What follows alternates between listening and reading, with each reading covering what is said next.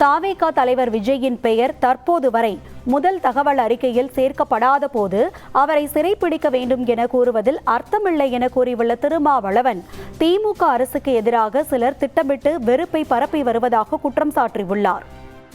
விஜய் அவர்கள் இந்த வரையில் அந்த வழக்கிலே எஃப்ஐஆரிலே சேர்க்கப்படவில்லை.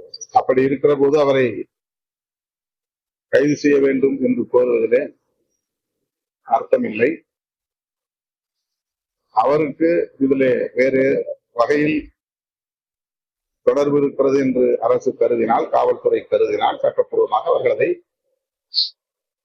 மேற்கொள்வார், நடவடிக்கையை மேற்கொள்வார். திமுக ஆட்சியில் இருப்பதனால் ஆளுங்கட்சி என்கிற முறையில் இத்தகைய விமர்சனங்களுக்கு ஆளாகிறது என்று நாம் பொதுவாக சொல்ல முடியாத அளவுக்கு திட்டமிட்டே திமுக